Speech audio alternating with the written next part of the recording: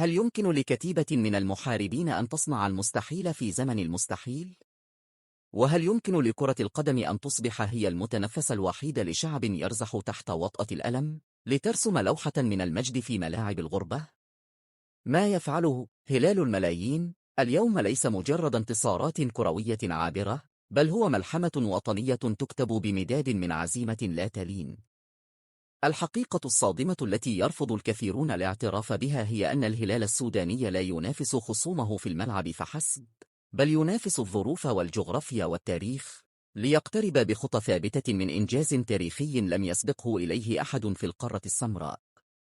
فوز الهلال الأخير على كيوفو لم يكن مجرد 3 نقاط أضيفت إلى الرصيد، بل كان زلزالا كرويا أثبت أن الفوارق الفنية أصبحت شاسعة، وأن الصدارة لم تعد مجرد رقم، بل هي سيادة زرقاء تفرض نفسها على الجميع.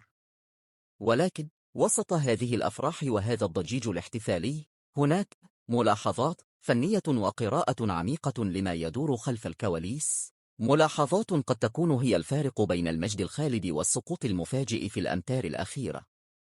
في هذه الدقائق سنحلل كيف ابتعد الهلال في الصدارة، وما هي الثغرات التي يراها المحللون وسط غمرة الانتصارات، وهل الهلال فعلا يسير نحو إنجاز لن يمحى من ذاكرة التاريخ؟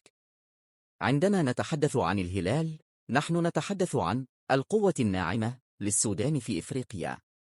ففي الوقت الذي اعتقد فيه الجميع أن النشاط الرياضي السوداني قد انتهى بفعل الظروف المعلومة، خرج الأزرق من رحم المعاناة ليعلن عن نفسه ملكا متوجا في الملاعب الموريتانية والإفريقية.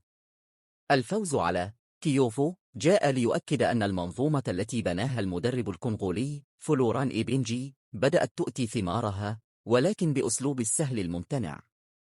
الهلال لم يفوز فقط، بل سيطر واستحوذ وأرسل رسالة شديدة اللهجة لكل المتربصين بالصدارة: نحن هنا، والقمة مكاننا الطبيعي. هذه السيطرة جعلت الفارق النقطي يتسع، وجعلت الحلم التاريخي يقترب، وهو تحقيق لقب الدوري في ظروف استثنائية وبسجل قد يكون خاليا من الهزائم. ولكن وكما يقول المحللون الجيوسياسيون للرياضة، فإن القمة دائما ما تكون مهب الرياح. فبالرغم من الفوز العريض والأداء المقنع في أغلب فترات اللقاء، إلا أن هناك ملاحظات لا يمكن لعين الخبير أن تخطئها.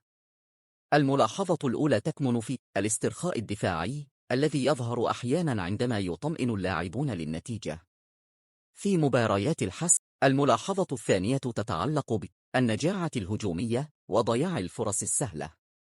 نعم، الهلال يسجل وينتصر، ولكن كمية الفرص المهدرة أمام المرمى تثير القلق.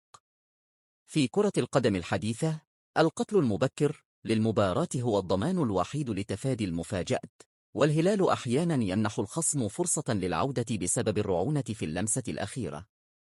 هل تعتقدون أن هذا النقص في التركيز الهجومي يعود للإرهاق الذهني للاعبين، أم أن المنافسة المحلية لم تعد بتلك القوة التي تستنفر كل طاقات المهاجمين؟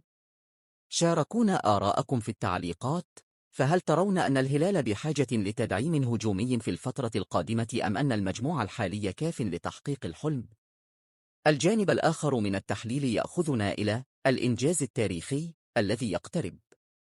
الهلال اليوم ليس مجرد فريق كرة قدم، بل هو رمز للصمود. ابتعاده في الصدارة يمثل صفعة لكل من راهن على انهيار الكرة السودانية. هذا الإنجاز إذا تم سيكون الأغلى في